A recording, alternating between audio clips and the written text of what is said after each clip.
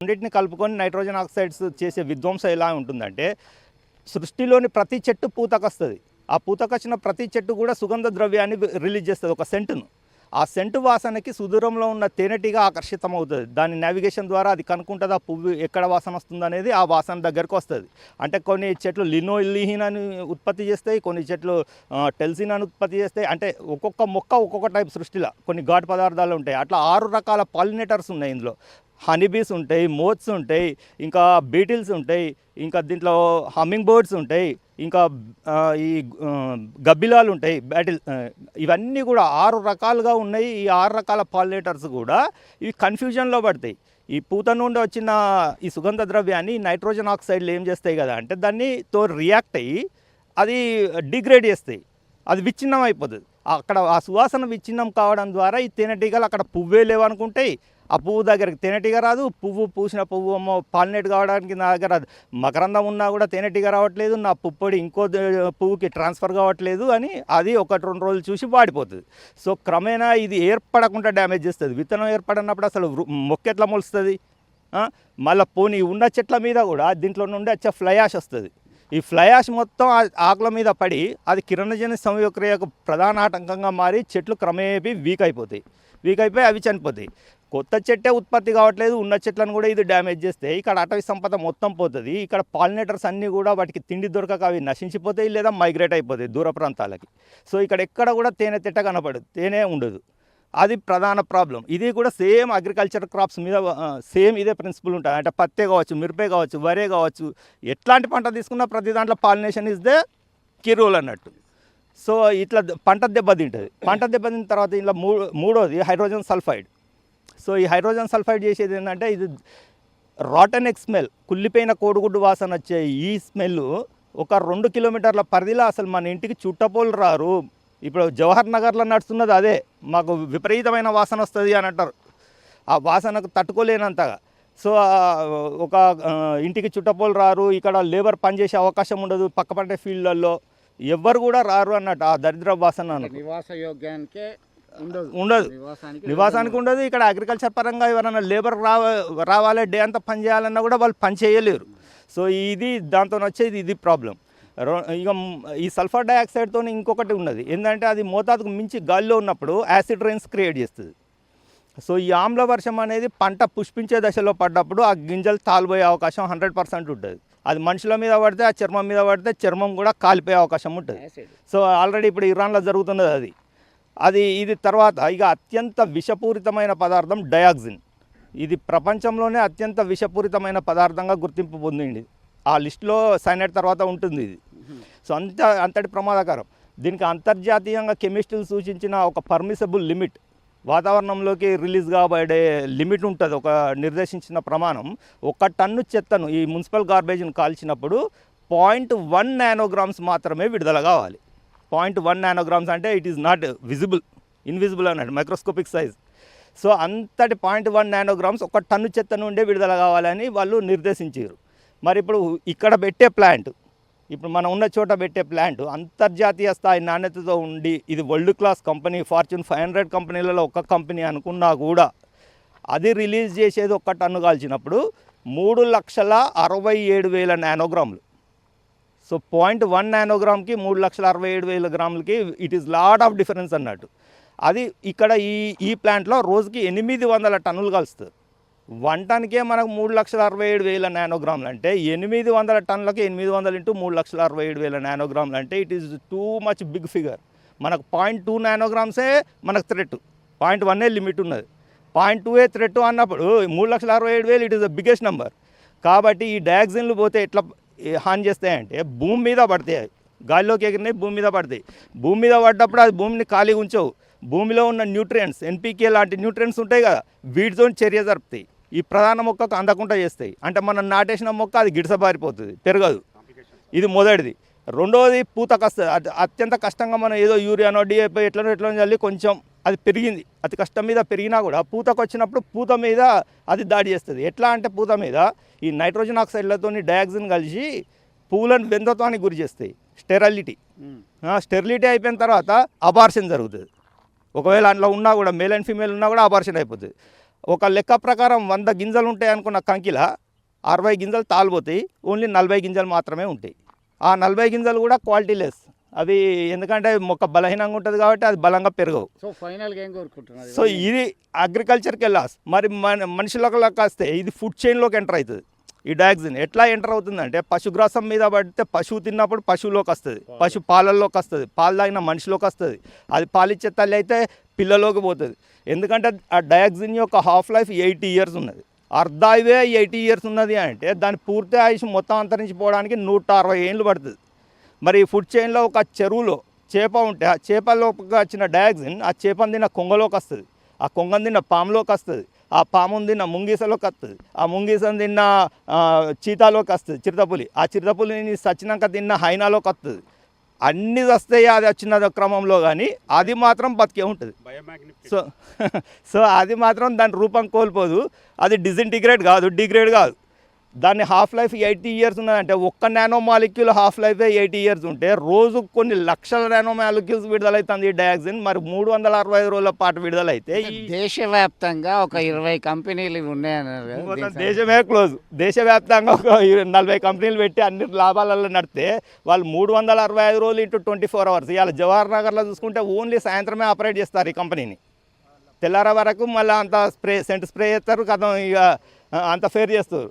కానీ ఇక్కడ 365 డేస్ అట్లా 24/7 నడిపేది ఉంటే దేశంలో ఒక 30 కంపెనీలు ఇట్లాంటి ఏర్పాటు చేస్తే మీరు విద్యుత్ ఉత్పత్తి చేసుకుంటా మంచిగా ఏసీ రూమ్లో ఉండొచ్చు, కానీ ఈ దేశం మొత్తం సర్వనాశనం అవుతుంది, ఏముండే.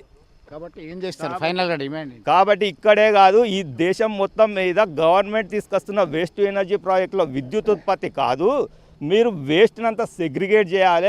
ప్లాస్టిక్స్ని అన్నిటినీ కూడా సెగ్రిగేట్ చేసిన తర్వాత వాటిని బయోచార్కు ఉపయోగించండి, వాటిని రోడ్లు వేసడానికి ఉపయోగించండి, వాటిని సిమెంట్ కంపెనీలకు ఉపయోగించండి, ఇంకా మిగతా బ్రిక్స్ తయారు చేయండి, ఇంకా బయోచార్ ద్వారా సాయిల్ని ఫెర్టిలిటీకి వాడండి, లేకపోతే వర్మీ కంపోస్ట్ తయారు చేయండి. ఎక్కడ ఈ చెత్తను అక్కడనే చేసేయండి. కానీ ఆ చెత్తనంతా తీసుకొచ్చి ఒక్క దగ్గర పెట్టి విద్యుత్ ఉత్పత్తి మాత్రం దయచేసి ఈ దేశంలో చేయకండి. ఈ ప్రపంచ దేశాలు ఎప్పుడో మానేసినాయి, యూరోప్ దేశాలు వాళ్ళందరూ కూడా చక్కగా ఈ మెథడ్స్ అన్నింటినీ ఇంప్లిమెంట్ చేస్తుంటే జపాన్ మీరు ఆదర్శంగా తీసుకోరి, మలేషియాని తీసుకోరి, యూరోప్ దేశాలు లగ్జంబర్గ్ ఎట్లా చేస్తుందో తీసుకోరి.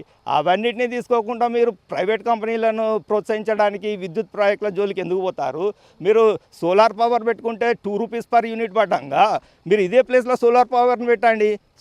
ఇది 8 రూపీస్ పర్ యూనిట్ పడంగా కూడా దీని జోలికి ఎందుకు పోతారు మీరు? దయచేసి దీని జోలికి పెట్టకూరి, ఇది దేశం సర్వనాశనం అవుతుంది ఈ ప్రాజెక్టులతోని. కాబట్టి మేము కేంద్ర ప్రభుత్వానికి, రాష్ట్ర ప్రభుత్వాలకు, అందరు రాజకీయ నాయకులకు చేతులెత్తి దండం పెడుతున్నాం, ఈ ప్రాజెక్టుల జోలికి పోకూరి.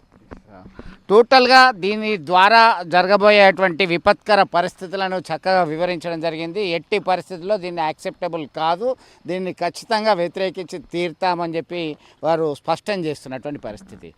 మీరు చెప్పండి, మీరు ఎందుకు వ్యతిరేకిస్తున్నారు? నాది ఇదే ప్రాంతం. నేను ఈ సిరిసపల్లి గ్రామవాసిని. ప్రశాంత్ యాదవ్ నా పేరు. పార్టీలకు అతీతంగా ఫస్ట్ మొట్టమొదటిగా మా గ్రామం సిరిసపల్లి గ్రామం నుంచి వెళ్ళి అన్ని పార్టీలుగా అఖిలపక్షంగా మా గ్రామ ప్రజాప్రతినిధులం కానీ, గ్రామ పౌరులం కానీ, యువకులం కానీ మేమందరం ముక్త కంఠంతో ఈ ప్రాజెక్టు మా గ్రామంలో వద్దంటూ పోయి నిరసన తెలిపినాం. శాంతియుతంగా ప్రజాస్వామ్యానికి లోబడి, చట్టాలకు లోబడి శాంతియుతంగా గౌరవ ముఖ్యమంత్రి గారు దీన్ని స్పందించాలన్న విషయంతో శాంతియుతంగా పోయి హుజరాబాద్ కేంద్రంలో, నియోజకవర్గ కేంద్రంలో మేము ఆడ కూర్చొని శాంతియుతంగా నిరసన జరుపుతున్నాం. నేటికి 15 రోజులు. దీనికి అన్ని రాజకీయ పార్టీలు, కాంగ్రెస్ అయితేనేమి, బీజేపీ అయితేనేమి, బీఆర్ఎస్ అయితేనేమి, అన్ని రాజకీయ పార్టీల ప్రజాప్రతినిధులు, ఇక్కడ ఎంపీ అయితేనేమి, మాజీ ఎమ్మెల్యే అయితేనేమి, ప్రస్తుత ఎమ్మెల్యే అయితేనేమి అందరూ వచ్చి సంఘీభావం తెలిపారు, మాట్లాడుతున్నారు. Okay, is everything fine. But ఏంటంటే నేను ఈ గ్రామ పౌరుడిగా, ఒక విద్యార్థి సంఘ నాయకుడిగా కాకుండా ఈ గ్రామ పౌరుడిగా మొట్టమొదటిసారి మాట్లాడదలుచుకున్నా. ఎందుకంటే ఇది 496, దీని పక్కనే నా భూమి 505. ఒక యువ రైతుగా నేను చెప్పదలుచుకునేది అంటే సిరిసపల్లి గ్రామం అనేది ప్రధానంగా వరిధాన్యానికి సంబంధించింది. ప్రధానంగా ఇక్కడ మేము వరిధాన్యం పండిస్తాం. 4000 ఎకరాల పైచీలకు వరిధాన్యం పండిస్తాం. మా గ్రామానికి రైస్ బౌల్ ఆఫ్ తెలంగాణ అనే పేరు ఉంది మా గ్రామానికి. ఎందుకంటే మా గ్రామంలో పండించిన ప్యాడీ సహజంగా ప్యాడీ మన గ్రామాలలో వండితే తినడానికి యూజ్ చేస్తాం. మా ప్యాడీ మాత్రం ఇతర రాష్ట్రాలకి విత్తనోత్పత్తిగా పోతుంది. అంటే మేమే భూమి పెట్టడానికి వేరే రాష్ట్రాల్లో అక్కడ ప్యాడీ ఎక్స్పోజ్ కానికి విత్తనోత్పత్తికి మా గ్రామం అంత తోడ్పడుతుంది. దేశానికి వెనుముక లాంటిది మా గ్రామం. ఇక్కడ ఇంతకుముందు మేధావులు పరిశోధకులు చెప్పినట్టు ఇక్కడ హైబ్రిడ్ సీడ్ కానీ ప్యాడీ కానీ ఎంత ఎంత ఎంత చక్కని పండే వాతావరణం ఉన్నది. ఇక్కడ మీరు చూసినట్టయితే ఇదంతా మా గ్రామ పరిధి. మా గ్రామం కానీ ఇక్కడ ఉన్న సింగపూర్ కానీ ఇక్కడ ఉన్న కొత్తపల్లి సిరిసపల్లి ఈ గ్రామాల మీదుగా ఇప్పుడు మీరు చూసిన బైపాస్. ఫైనల్ ఏంటి మీ డిమాండ్? మా డిమాండ్ ఏంటంటే ఇప్పుడు ఇక్కడ బైపాస్ పోయింది. ఇట్లా బైపాస్ పోయినప్పుడు మా భూములనే మేము కోల్పోయినాం. సరే ఏదేమైనా కోల్పోయినాం, ఒక అభివృద్ధికి మేము అండగా నిలిచినాం. మా గ్రామాలను ఇచ్చి ప్రభుత్వానికి సహకరించి కేంద్ర రాష్ట్ర ప్రభుత్వాలకు సహకరించి మా గ్రామాలను ఇచ్చినాం, అండగా ఉన్నాం. ఇక్కడ మా గ్రామానికి సంబంధించిన గుట్ట ఇది. దీనిని పాండవుల గట్ట అంటారు, దీన్ని పంగల గట్ట అంటారు, దీన్ని గుడ్డెలుగులో బోట అంటారు, దాన్ని చింతబోట అంటారు. అంటే ఇక్కడ వీటికి ఉన్న పేర్లను చూస్తేనే మీకు అర్థమవుతుంది ఇవి ప్రకృతికి ఎంత దగ్గరగా ఉన్నాయని. ఇక్కడ వన్యప్రాణులు ఉంటాయి. ఇప్పుడు చూడండి ఇక్కడ మట్టి ఇదంతా తీసారు మా గ్రామానికి సంబంధించింది. మా గ్రామానికి సంబంధించిన స్టోన్ ఇక్కడ మొత్తం రా మెటీరియల్గా ఇక్కడ మట్టి కానీ ఇక్కడ ఉన్న స్టోన్ కానీ ఈ కేంద్ర రాష్ట్ర ప్రభుత్వాలకు సహకరించి మేము ఇక్కడ ఉన్నటువంటి ఈ రా మెటీరియల్ని ఇచ్చినాం. ఇదే మా గ్రామాన్ని, ఇక్కడున్న మా గ్రామాన్ని ఇక్కడనే ఈ ప్రాజెక్టు తీసుకొచ్చి ఇక్కడున్న రైతులని కానీ ఇక్కడున్న అన్ని వర్గాల ప్రజల నోట్ల మనుగొట్టే ప్రయత్నం చేయొద్దని వ్యతిరేకిస్తున్నాం. సంపూర్ణంగా ఈ అఖిలపక్షానికి మద్దతు తెలుపుతున్నాం.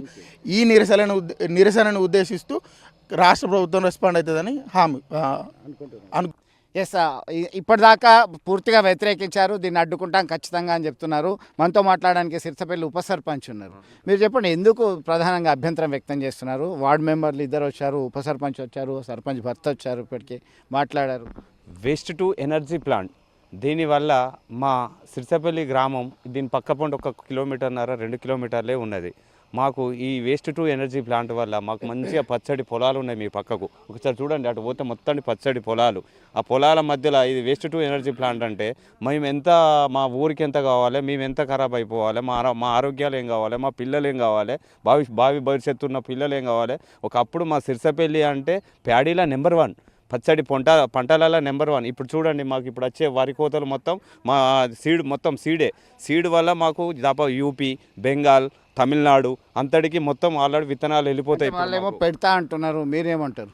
మేము 100% వ్యతిరేకిస్తున్నాం. ఇది ఇక్కడ కాదండి, ఖచ్చితంగా మేము సీఎం రేవంత్ రెడ్డి గారికి, ఇక్కడ జిల్లా ఇన్ఛార్జ్ మంత్రులందరికీ చెప్తున్నాం, దయచేసి ఇక్కడ ప్రజలు నివసించే ప్రాంతంలో కాకుండా ఎక్కడన్నా సరే వేస్ట్ టు ఎనర్జీ ప్లాంట్ మేము డంప్ యార్డుకు వ్యతిరేకం కాదండి. కాకపోతే ఎక్కడన్నా ఫారెస్ట్ ఏరియాలో ఎక్కడన్నా ఏ ఊరైనా ఊరే, ఎవరైనా మనుషులే, అందరం మనుషులమే, అందరం మంచిగా ఉండాలి, అందులో మనం కూడా ఉండాలి. కాకపోతే ఈ ప్లాంట్ను ఎక్కడన్నా తీసి ఎక్కడన్నా అడవి ప్రాంతమైన అక్కడ చూసి ఆడికి మార్చాలని మా యొక్క వినయం. కాకపోతే ఏమన్నా కొంచెం వెహికల్స్ డీజిల్ ఎక్కువ అవుతుంది కావచ్చు, ఆ డీజిల్ మనుషుల ప్రాణాల కన్నా అయితే మాత్రం ఏది ఎక్కువ కాదు కదా. అందుకే మేము చెప్తున్నాం కదా, ఇక్కడ నుంచి ఖచ్చితంగా ఈ స్థలాన్ని మార్పిడి చేసి వేరే స్థలం దగ్గరికి తీసుకెళ్ళాలి. కరెక్టే. మళ్ళొకటి వేస్ట్ టు ఎనర్జీ ప్లాంట్ మన దేశంలో దాదాపు 20 ఉన్నట్టున్నాయి. అందులో 10 మూతపడ్డాయి ఆల్రెడీ. ఈ 10లో ఇప్పుడు నడుస్తుంటే ఆ 10లో కూడా ఒక 6 ఇప్పుడు ఆల్రెడీ మొత్తం ఇవే దీక్షలు ధర్నాల వల్ల 6 ఆగిపోయినాయి. ఇంకా 4 ఉన్నాయి, ఆ 4 కూడా త్వరలో ఆగిపోతున్నాయి. ఇవన్నీ వేస్ట్ అండి, ఇవన్నీ వేస్ట్. ఇవన్నీ మనుషులకు హాని కలిగించేది కాకుండా ఇంత మంచిగా రోడ్ ఉంది. మేము ఏమనుకున్నాం, మా ఊరి ప్రజలు ఏమనుకున్నాం అంటే మంచిగా మా ఊరికి రింగ్ రోడ్ వచ్చింది, మాకు మంచిగా మా పిల్లలకు కానీ మా భవిష్యత్తులో ఉన్న పిల్లలందరికీ ఇక్కడ మంచి ఎక్కడైనా ఫ్యాక్టరీసో లేకపోతే ఏమన్నా హాస్పిటల్సో ఏమన్నా కాలేజెసో ఏమన్నా ఇంజనీరింగ్ కాలేజ్ వస్తే మా పిల్లలకు మంచిగా ఉంటుంది కావచ్చు, మాకు కూడా మా ఊరికి అన్ని తీరాలు బాగుంటుంది కావచ్చు అనుకున్నాం. మేము కూడా అదే ఏదైనా షాపింగ్ కాంప్లెక్స్లో వచ్చినా కూడా బాగుంటుంది అనుకొని మేము చాలా ఇప్పుడు 100% వ్యతిరేకిస్తున్నాం. అంటే ఏం చేస్తారు? 100% పెడతా అంటే మేము మొత్తం మా విలేజ్తో పాటు చుట్టుపక్కల ఉన్న విలేజ్లు అన్నీ మొత్తమే ఇక్కడే వచ్చి మేము ఈయనే పడుకుంటాం. అయితే మా ప్రాణం పోవుడా, సరే మా ప్రాణం పోయినాక మా శవాల మీద వాళ్ళు నిర్మించుకోమని చెప్తాను. మొత్తానికి తీవ్ర ఆగ్రహ వేషాలు వ్యక్తం చేస్తున్నారు. ఖచ్చితంగా దీన్ని అడ్డుకొని తీరుతామని చెప్పేసి ఘంటాపదంగా చెప్తూ స్పష్టం చేస్తున్నటువంటి పరిస్థితి. తీవ్ర నష్టం వస్తుందని ఆవేదన వ్యక్తం చేస్తున్నారు. మీరేమంటారు? నిజంగా ఇది వేస్ట్ ఎనర్జీ ప్లాంటు ఇక్కడ నిర్మించడం వల్ల గాలి, నీరు, రేపు భావి తరాలు ఇలాంటిగా జీవించలేని పశువులు ప్లస్ ఇక్కడ ఉన్నటువంటి జీవరాశులు ఈ పొల్యూషన్ వల్ల ఎంత నష్టం జరగాలో అంత నష్టం జరుగుతుంది. దీనివల్ల ప్రజలే కాకుండా పాడి, పశువు, గొడ్డు, గోద ప్రతి దానికి కూడా ఇక్కడ దీనివల్ల ఎలాంటి అంటే రేపు ఏ హాస్పిటల్కి పోయినా తగ్గలేనటువంటి వ్యాధులు సంక్రమిస్తాయి. రేపు జనం అనేది జీవించలేని పరిస్థితి ఉన్నది ఇక్కడ. కాబట్టి ఇది తప్ప ఇండస్ట్రియల్ తీసుకొస్తే రేపటి తరానికి, మాకే కాకుండా రేపటి తరానికి, భావి భవిష్యత్ తరాలకు ఇక్కడ ఒక ఇండస్ట్రియల్ ఏర్పాటు చేస్తే దానివల్ల ఉపాధి పొందుతుంది. కానీ దీనివల్ల ఉపాధి పొందడం కాకుండా ప్రాణ నష్టం జరుగుతుంది. మెయిన్ రేపు ఏం చేసినా కూడా ఈ డంప్ యార్డ్ను ప్రత్యేకంగా మేము ఇక్కడ ఉండి ఈ చుట్టుపక్కల 20 గ్రామాలకు నష్టం జరుగుతుంది. ఒకటే కాదు, ఈ ఒక్క మా సిరిసపల్లికే కాకుండా చుట్టుపక్కల ఉన్నటువంటి 20 గ్రామాలకు 20 కిలోమీటర్లు 30 కిలోమీటర్ల పరిధి వరకు ఈ రేడియేషన్ అనేది, ఈ భూగర్భ జలాలు అనేటివి, పాడి పంటలు అనేటివి ప్రత్యేకంగా నష్టపోతున్నాం, మీరు ఖచ్చితంగా వ్యతిరేకిస్తున్నాం. మొత్తానికి చాలా కేవలం సిరిసిపల్లి గ్రామానికే కాదు, ఈ పరిసర ప్రాంతాల్లోని దాదాపు 30 గ్రామాలకి ఇదే రకంగా హానికరమైనటువంటి పొల్యూషన్ వస్తుంది. గాలి, దట్ ఈజ్ వాయు కాలుష్యం, నీరు కాలుష్యం, శబ్ద కాలుష్యం, ఇలాంటి కాలుష్యాలతోని మేము ఉండలేకపోతాము, ఖచ్చితంగా అడ్డుకుంటామంటున్నారు. మీరు చెప్పండి. ఈ వేస్ట్ టు ఎనర్జీ ప్లాంట్ వల్ల మా ప్రాంతంలో, హుజరాబాద్ ప్రాంతంలో, సిరిసిపల్లి విలేజ్లో, మా పరిసర ప్రాంతంలో ఈ నిర్మించడం వలన అసలు వరల్డ్ వైడ్గా చూసినట్టే భూభాగంలో అత్యధికంగా వరి పండించేటువంటి ఊరు ఏదన్నా ఉంది అంటే మన హుజరాబాద్ ప్రాంతం. ఇప్పటిదాకా చెప్పారు వక్తలు, చాలా నాణ్యమైనటువంటి సీడ్ వస్తుంది. మీరు ఏ విధంగా దీన్ని అడ్డుకోబోతున్నారు? మేము పూర్తిగా దీన్ని వ్యతిరేకిస్తున్నాం. ఎందుకంటే మా భావితరాల పిల్లల భవిష్యత్తు అనేది సర్వనాశనం అయిపోతుంది. కాబట్టి ఆ భయంకరమైనటువంటి వేస్ట్ ఎనర్జీ ప్లాంట్ వల్ల వచ్చే గాలి కలుషితమైనటువంటి నీరు కలుషితం అయిపోయి రోగాల పడి మా జీవితం భవిష్యత్ తరాలన్నీ దెబ్బతింటాయి. కాబట్టి దీన్ని పూర్తిగా మేము వ్యతిరేకిస్తూ వాళ్ళు ఏ రకంగా నిర్మించి తలపెట్టినా కూడా మా ప్రాణాలను తెగించి అయినా కూడా మేము దాన్ని అడ్డుకోవడం సిద్ధంగా ఉన్నాం. మేమే కాకుండా మా ఊరు నుంచి రేపు ఒక 2500 మంది మహిళలతోటి కూడా రేపు మరి నిరహార దీక్ష మేము చేపట్టబోతున్నాము. మా గౌరవ ఎమ్మెల్యే గారి ద్వారా మేము నిరహార దీక్షలో 2500 మంది మహిళలతోటి రేపు దీన్ని అడ్డుకోవడానికి డంపింగ్ యార్డ్ వ్యతిరేక నిరసనలో భాగంగా, నిరహార దీక్షలో భాగంగా మేము అందరం రేపు చేపట్టి దీన్ని ఎంత దూరమైన ప్రభుత్వం దిగి వచ్చి ఈ నిర్మాణాన్ని మేము నిలిపివేస్తున్నాము, మేము విరమించుకుంటామని ప్రకటన వచ్చేంత వరకు మా పోరాటము కొనసాగిస్తూ ఉంటాం. దాన్ని మా ప్రాణాలకైనా తెగించి ఈ పోరాటం కొనసాగింపజేసి దీన్ని అడ్డుకోవడానికి మేము సిద్ధంగా ఉన్నాం. రెండోది, ప్రభుత్వం నుంచి, కేంద్ర ప్రభుత్వం అయినా రాష్ట్ర ప్రభుత్వం అయినా విరమించుకుని మాకు హామీ ఇచ్చేంత వరకు మాత్రం మా ప్రాంతం నుంచి వెళ్ళి మా 20 గ్రామాల నుంచి ప్రజలందరం కలిసి ముకుమ్మడిగా ఆందోళన చేస్తూ, నిరసన వ్యక్తం చేస్తూ మేము నిరాహార దీక్షలో పాల్గొంటున్నాం. కాబట్టి పూర్తి దీన్ని వ్యతిరేకిస్తున్నాం. వేలాది రకాల మొక్కలు, ఔషధ మొక్కలు అనేక రకాలు ఉన్నాయి. వందలాది రకాలుగా వన్యప్రాణులు ఉన్నాయి.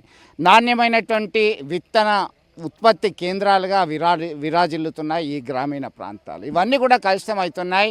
గొడ్డు గోదా మనుషులు అన్ని ప్రాణాలకి ప్రమాదకరమైనటువంటి పరిస్థితిలో ఉన్నప్పుడు వేస్ట్ టు ఎనర్జీ ఎవరిని ఉద్ధరించడానికి ఇది చేపడతారు. ఖచ్చితంగా దీన్ని వ్యతిరేకిస్తాం, అడ్డుకుంటాం. ఎవరికీ హాని జరగకుండా ఇతర సుదూర ప్రాంతానికి తరలించాల్సిందే, లేదంటే మా పోరాటం సుదీర్ఘ కాలం వరకు కొనసాగుతుంది. ఇప్పటికే నేషనల్ హైవే కోసకు మేము జాగాలని, మా స్థలాలని త్యాగం చేశాం. మాకు కొద్దిగా బెనిఫిట్ అవుతుంది అనుకుంటే వ్యవసాయ పంట అంతా కూడా దెబ్బతింటుంది. ఖచ్చితంగా అనేక రకాల ఇబ్బందులు వస్తున్నాయి. కాబట్టి దీన్ని విరమించేంత వరకు పోరాటం తప్పదు అని హెచ్చరికలు జారీ చేస్తున్నటువంటి పరిస్థితి. అసలైన తొలి వెలుగు. ఫాలో వాట్సాప్ @తొలి వెలుగు official.